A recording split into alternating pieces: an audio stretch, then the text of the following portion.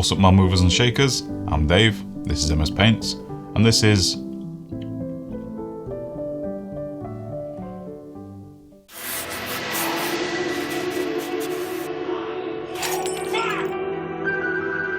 Yeah, so this is one of those end of year things where I have a little retrospective, answer a load of questions from the people on Patreon, and generally answer stuff like ketchup or brown sauce on a bacon sandwich, and the answer is however the fuck you feel. At the end of the day, it's a sauce. I know people go a bit mental about ketchup and brown sauce and like how you make tea, like do you put the tea bag in with the milk first or the milk in first and the tea bag or what. It's one of those things where there's too few years left on the clock for it to be an issue for me.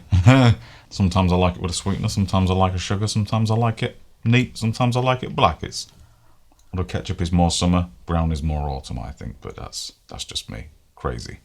So, the big question, and it's relevant, so I'm going to get this out the way early doors so that everyone who doesn't actually give a fuck about me or wants to hear who my favourite Backstreet Boy is, can just listen to that, leave a comment, get mad, and fuck off. So, we'll do that. So question numero uno is, will a Warhammer TV series or movie be any good? If you had a choice, what would it be like? Goodness me. I have a safe but apathetic cynicism towards these things and always generally tend to be pleasantly surprised or remain down the middle apathetic. I think it has potential to be good. Although Amazon are in charge of distribution and therefore are probably going to have an exclusivity deal and are therefore going to throw some money in and are therefore going to have some creative control, which is fine by me because you can buy the best people in the world to do these things and not necessarily like ones with a proven track record. You can buy the most interesting people and, reinforce them and surround them with the infrastructure that they need to realize the objective. People seem really hyped for this Warhammer movie and series and either or. I don't know why, because like 3 months ago, everyone was actually shitting blood over Amazon doing Rings of Power, and everything that Rings of Power did was apparently bad, even though I enjoyed it. I didn't think it was perfect. In fact, I thought it was... my issue with it was that it was perfect to the point of sterility. Yeah, I'm looking at it thinking, that's the cleanest digital comping I have ever seen. Also, it's the cleanest digital comping I've ever seen. So from a stylistic standpoint, I'm not entirely sure if it had a style. I don't know yet. I'll probably watch it again when my internet allows me to watch it in something more than 480p.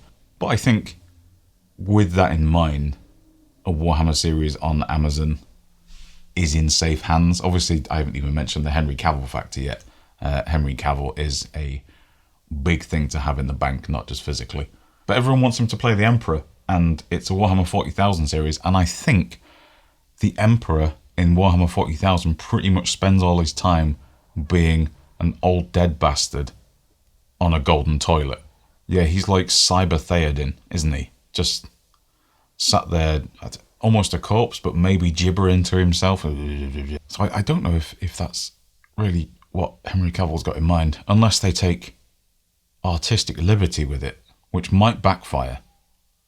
Because as soon as you start changing lore, to make something function as a TV show or a movie, which you have to do because the way things work in an expanded universe, set of fiction, or just a standalone book, or a TV series into a movie, or vice versa, you have to change some things to make it work. That's just how it is. So I think it'll be good. What I don't want to see is a Warhammer story with all of the Warhammer trimmings, with Warhammer, the Warhammer aesthetic package with it.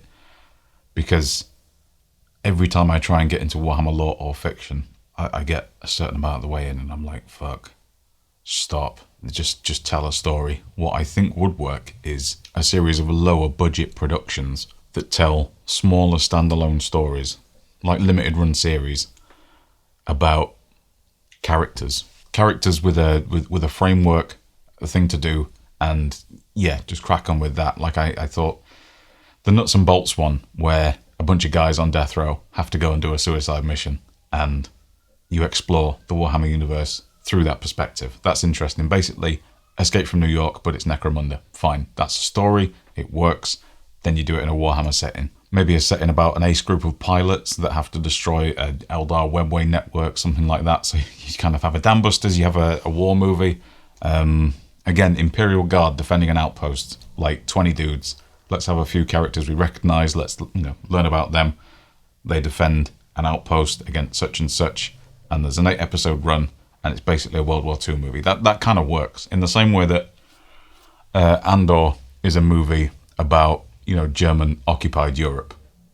And Andor, undeniably, I think, despite what certain audience perception is, critically and functionality wise, and in terms of a consistent tonal piece, Andor is the best of the Star Wars series so far, even trumping Mandalorian season 1.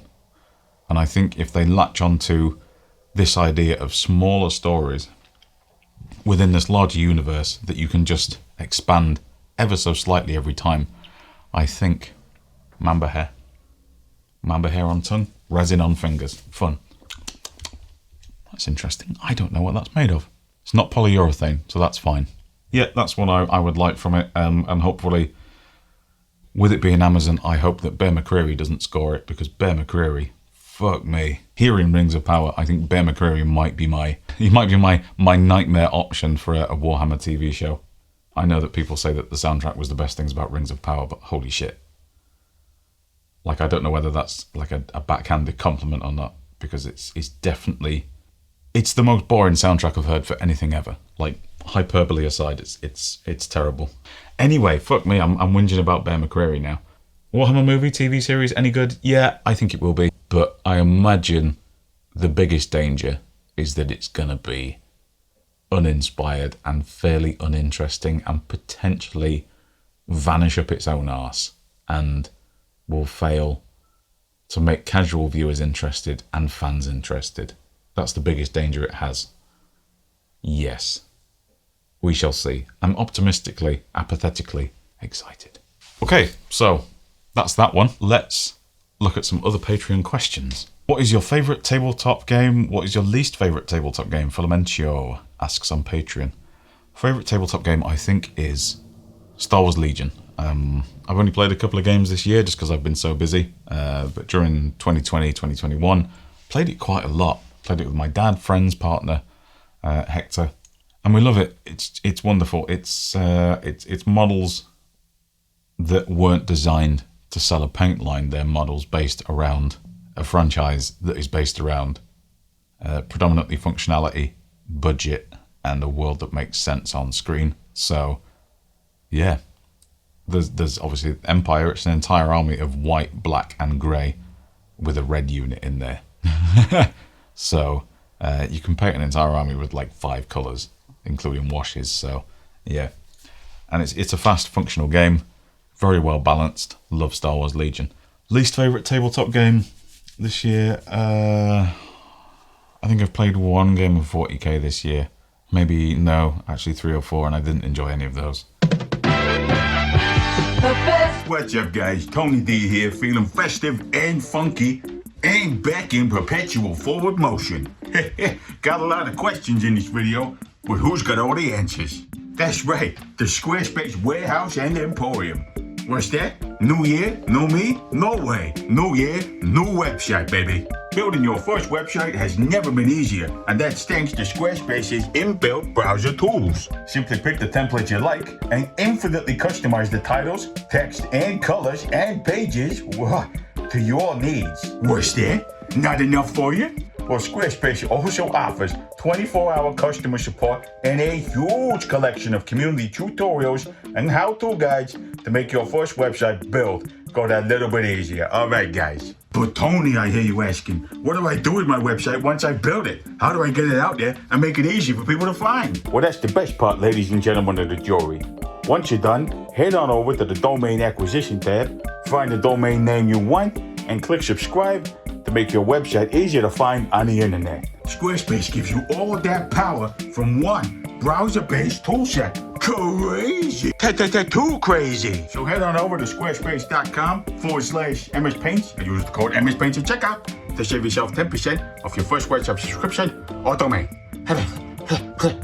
Merry Christmas, you filthy animal. and a Happy New Year. Which Backstreet Boy is your favourite? Says Luke Pigeon on Patreon. I'm just going to put you there, Chief. All right, 1 second. I think, looking back, they definitely all look like bellends. I don't like any of them. Maybe they're like Boyzone. They might have got better with age. Backstreet Boys now. The one with facial hair was always the coolest back in the day, I think, even though he was kind of like the background guy. Maybe the one with the cheekbones. The one with the cheekbones is quite handsome, although he does look a bit like a gelfling now. Pledge your case in the comments. Who's the best? What is your go-to painting technique or trick that you use most often? I've been big into dry brushing this year. Dry brushing has been getting a massive pop from me. Dry brushing mixed with the Pro Acrylic paints, because their pigments are so fucking fiery and nice. Yeah, the combo of the two. Like I've been doing that retro Ultramarines army, and the blue on that is delicious. So nice, so primary, all the way up to turquoise and light grey. Delicious through. Withered Moth on Patreon asks, out of all the projects this year, which stands out the most for you? In a good way or a bad way? Trying to see what the fuck I actually did this year. I don't remember. Oh yeah, you know what? My favourite project this year, that stands out to me the most, in a good way, was Hector's Return, the fight with the Balrog. That was completely insane. Like, just shooting little bits here and there over like a 4-month period, maybe 5 months, when I was on holiday. Bought my first drone, learned to fly the drone, got the license and everything sorted, learning how to handle the footage, learning how to get the most from a £250 drone, integrating it into footage that was shot months apart, getting into After Effects, hanging that little motherfucker from the ceiling, and shooting at like 200, 300 frames a second so that I could camera match the movements in Lord of the Rings. That project, although a bit chunky in places, it was way better than it had any right to be. Some of the shots in that are just like Yoda and Dooku levels of complete nonsense. I think that's the one I'm the most proud of, because it was kind of, didn't have any miniatures in it, but it's everything that I have tried to learn over the last couple of years with cameras, tech, motion graphics, comping, editing, telling a story, scored the music for it. That was nice to come back and do that. So yeah, that's the one I'm most proud of. The one I'm least proud of is this board, which at this point will be coming out after this video, because fuck this board. Thankfully, Wayland Games have been infinitely patient, because it's, by the time this comes out, it's like a month late. Mostly for stuff not arriving on time, which you'll find out more about in that video. Withered Moth also asks, when will we see more Seraphon? I do love Seraphon. I intend next year to paint my massive box of unpainted Seraphon models. And there will be some more big dinosaurs. I have one of the Pegasus Hobbies Spinosauruses, the old Spinosaurus aegypticus, which is one of my favourite dinosaurs. I do love a Spinosaurus aegypticus. I think it means spined Egyptian lizard. Described in 1915 by Ernst Stromer, discovered in 1913, I think. I might do something Seraphon-y, Dreadsaurian-y with that. I haven't decided yet. I might just make him as he is, because he's a lovely model.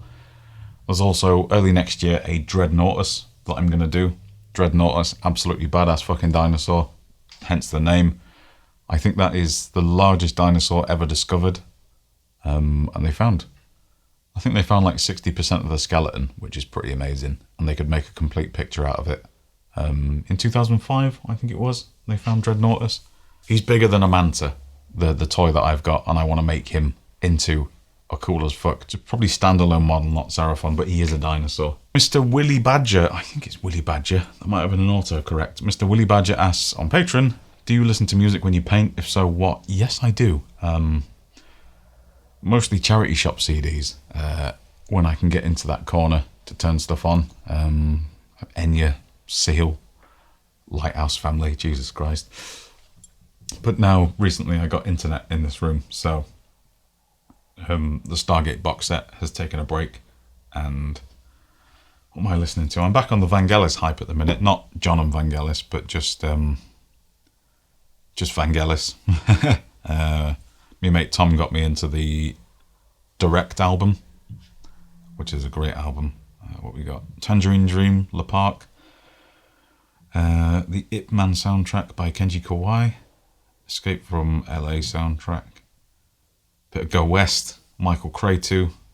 Enigma to go with it. Got some Steve Vai on the go, Blue Oyster Cult. Big Pun. Kira Yamaoka, of course. Wrestling themes, all the classic Jim Johnson stuff. No Jimmy Hart though. Gundam soundtracks. Summoning. I fucking love summoning. When I was doing the Lord of the Rings stuff, it was just summoning all the time. What inspires you to paint a model? Also, if you have been inspired, what has then stopped you in your tracks during? From Anthony. I think, like with most people, the law of momentum is what makes us go, to cut the pack lead. Yeah, law of momentum and excitement of the iteration process. So basically, mild excitement. I don't massively get excited, but I am excited enough to do a project. So if it drags out for too long, then I start to hate it. If I'm doing a board and it takes 2 weeks, 2 weeks is optimum time, not fucking 8 weeks like this thing. Yeah, 2 weeks, I will be enjoying that the whole time. It's when I start hitting roadblocks, not necessarily in terms of ability, because I like knowing that I haven't done stuff before, and if it turns out okay, then that's fine because it's my first go. It's when things out of my control just kind of kill the flow. So yeah, in terms of what initially excites, it's just the idea that sticks around long enough. If I'm thinking about something for a couple of weeks, I'll usually make it. I don't tend to write them down. Paddy Mick asks, what are your plans for the channel in the new year? Quite a few interesting things. These are kind of in the discussion, but definitely on the card stage. I want to do come outside style videos where I go and see how stuff within our hobby is made. I want to be a Warhammer channel that actually goes outside sometimes. That would be nice. I want to go and see how MDF kits and buildings are made. And I want to go and see how resin miniatures are made. Thankfully, there is a certain company that does both of those things in-house and sells them. And I can go and see them. I need a polka-dotted plane in the meantime to get me there, come outside style. If I can get into the Bandai factory, that would be fucking sick, but I don't think that's going to happen.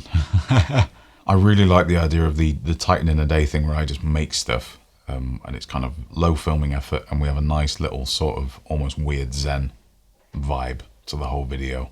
I'd like to do more of that because I can just get on with the project and enjoy the momentum, and it takes 3 days, which is the actual project. What the amount of time a project should take, but filming sometimes doubles and triples that. So yeah, that's kind of short term. I think I'm visiting the boys at the painting phase. I'm glad you guys got your channel back. That was spicy for a moment. At least I think you got it back. Yeah, so I'm gonna go and hang out with Peachy and make him build a Gundam whilst wearing my I'll be watching Duncan Wing t-shirt. What other YouTube channels are you currently watching? Hobby-wise, I generally just watch my mates. So Benji, Nat1, Josh, Luke, Broadsword. Come on. You know more people than that. I do know more people than that.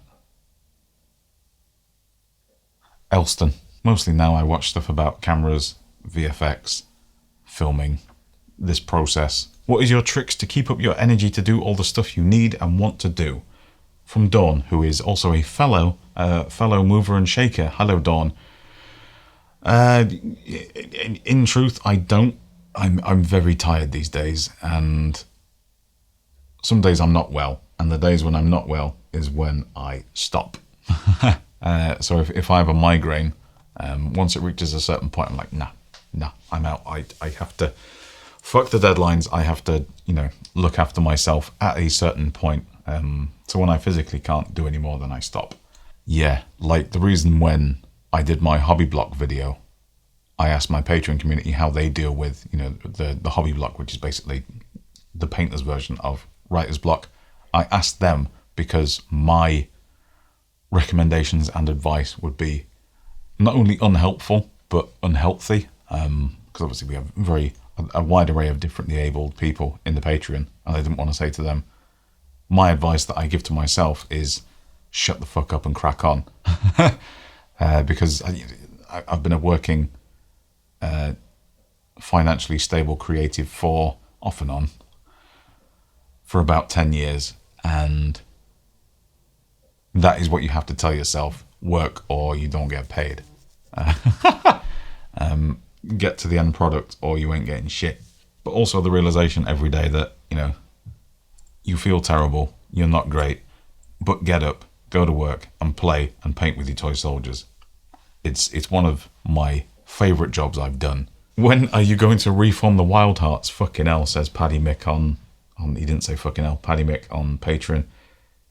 Hilariously, I walk past Ginger Wildheart to and from work every day while he's walking his dog. He lives in York, he lives in the centre.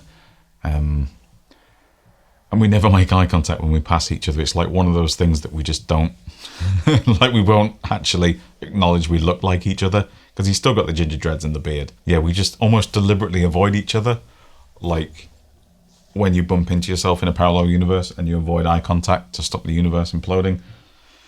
I now and again I have been confused with him.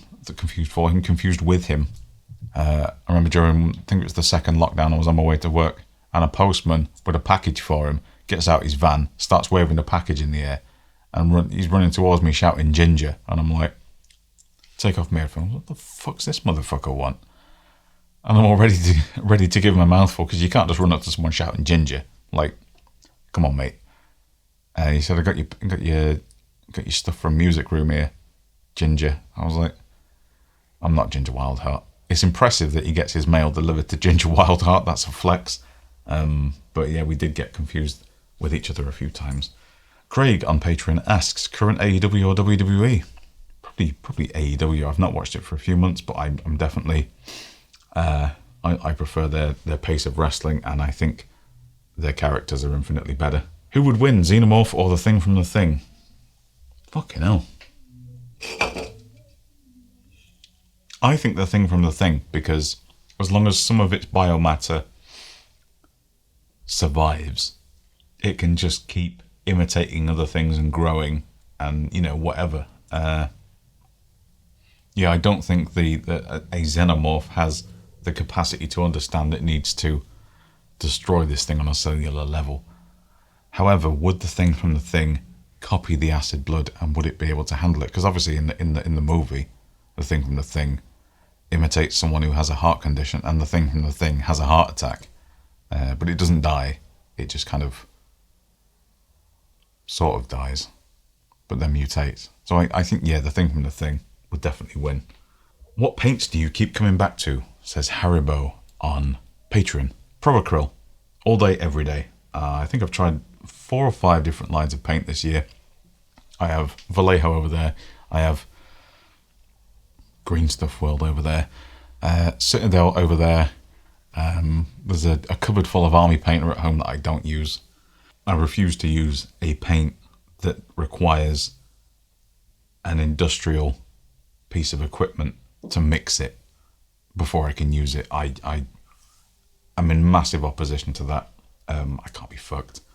Too thin coats, I've used those on one model recently. Haven't made my mind up on too thin coats yet. I think it's very nice, consistent paint. If you don't already have a fully realised paint line in your possession, too thin coats is great because it's a nice, tight, small one. Very low footprint. They're very small bottles. They've got a lot in them, but they're tight and they're very unobtrusive. I have them in a single, like, Frontier Wargaming paint unit. But I wasn't massively blown away with them. They're just wonderfully reliable. Every paint is kind of consistent. Like with the Citadel stuff, if you've got a brown and a yellow and an orange, each of those is a bit cack, but they all have different personality, so you have to learn how cack each one is. Too thin coats I thought were consistent across the board, so they're quite nice. But in terms of the ones I keep going back to, Pro-Acryl, very nice, very solid. Did you ever uncover the mystery of Trevor Peanut? No, I did not. No. So we have a void space in our building in the attic, which is owned by neither property, yet crosses both of them. It's just a big open attic space. It's got some boards and insulation down. I won't go in there. I use it to store boxes. But on the back of the door, to access this void space, this little hatch thing, has graffiti on it. The graffiti's nowhere else in the building, but just on this hatch. Some of it's from 1984. And one of the things written on it says, Trevor Peanut will return triumphant. If anyone knows what that means, great. Otherwise, I am going to turn it when I have a kid, I'm going to turn it into like a local urban myth, like Trevor Peanut. He's going to come out of the sewer and fuck you up. Yeah, let's make Trevor Peanut an urban myth. Lives in the York sewers.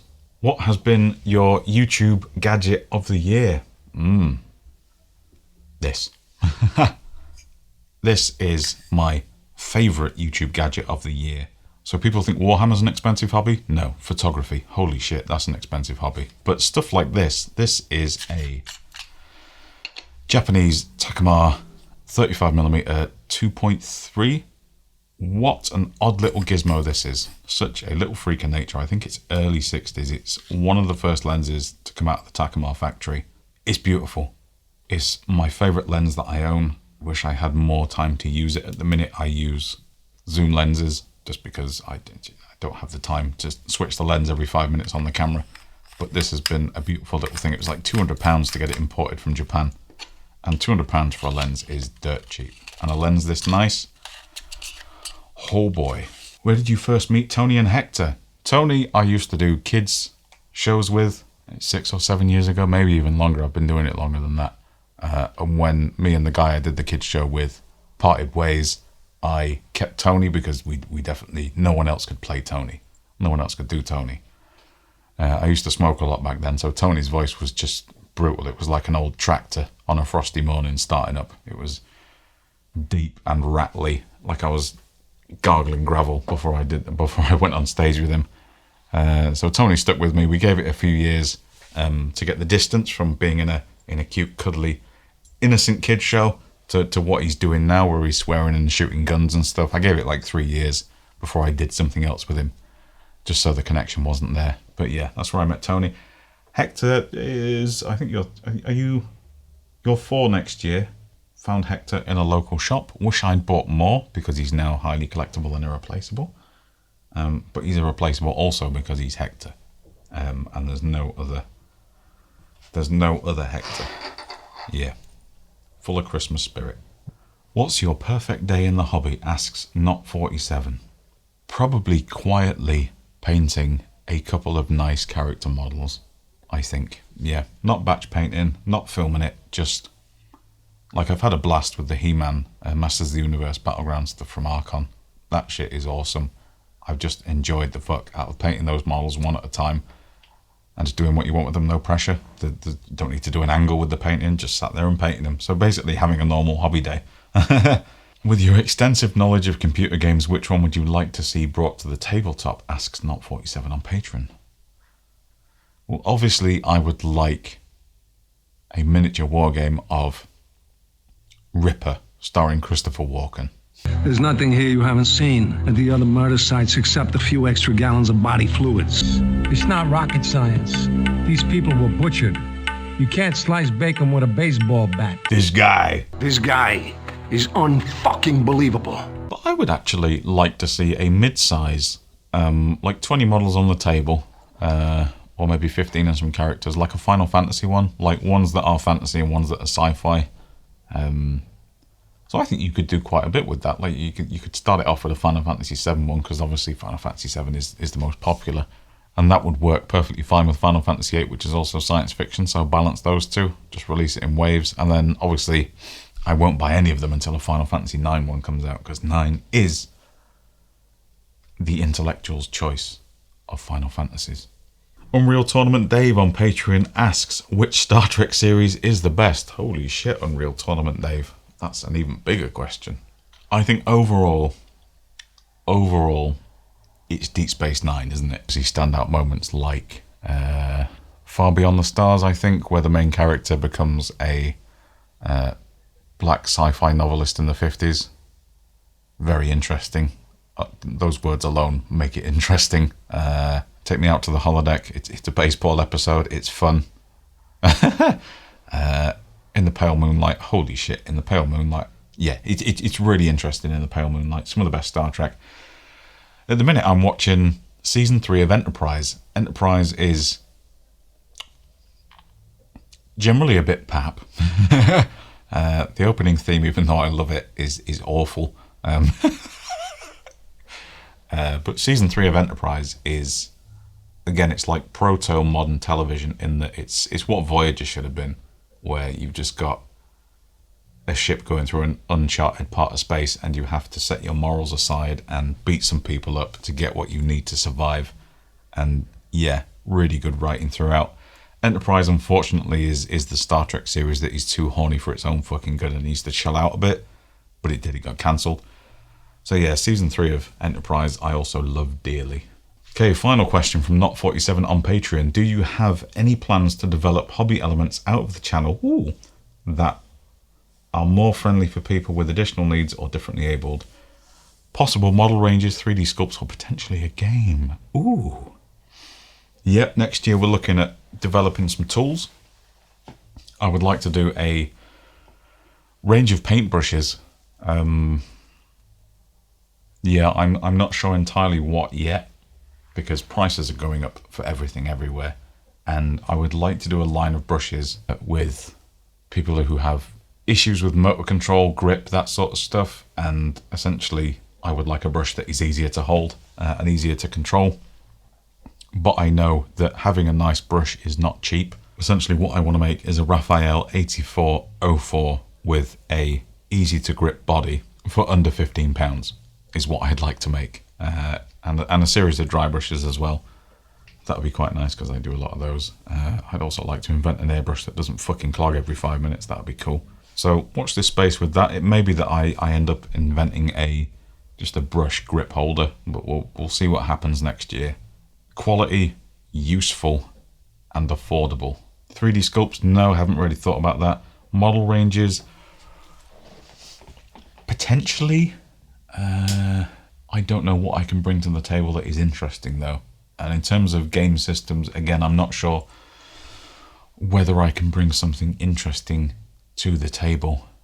I was debating something along the lines of like a monster building one-on-one game where you get a fairly affordable monster kit and it's got shitloads of bits in it, and you can then build your monster, and then there's stat cards for each one, and there's the capacity to make completely custom parts out of a spec list. But yeah, that's I need to get into sculpting first and then look at how we could make this a reality, because you get all the parts but then you have to put them together, and there's no way to make like 300 different parts just fit. So that would be interesting. Yeah, a monster construction and fighting game, kind of like Armored Core where you build a robot and then it fights, but with monsters. Or robots. We could do robots, that might be easier. Yeah, so thank you for your questions, everyone, and thank you to my wonderful Patreon community who this year have helped massively to make this my full-time thing. I have been very tired the last few videos, and that is, I'm just tired. I'm not giving up or doing anything else. I plan to do this. I'm just burnt out entirely with this board is the problem that's kind of kicked my ass. Mostly because I have to move it around the building just to make space to do other projects while it's waiting for stuff to happen to it. So yeah, thank you to my Patreon community. Wonderful to have guys like you supporting this channel, keeping it going, being a great little community unto yourselves. I'm not around as much as I'd like to be. We are working on that. However, you guys just kind of support each other, big each other up, share tricks, techniques, send each other things, which is nice. We've done the Secret Santa by now, I think, and that was wonderful. I haven't opened mine yet. In universe, I have in chronology though. So thank you to, I'm going to hazard a guess that Unreal Tournament Dave sent me something. Thank you to you for a wonderful year. Thank you for Wayland Games for coming on and offering to sponsor this channel and send me so much cool stuff. That's great. And thank you for your unrelenting fucking patience with this board as well. That's been wonderful. I'm going to go see them next year for some projects face to face. That'll be really nice. Depending when this video comes out, Merry Christmas, Happy Holidays, and a Happy New Year. And I will see y'all probably in the board build video when that comes out. Cheers. I'm out of here.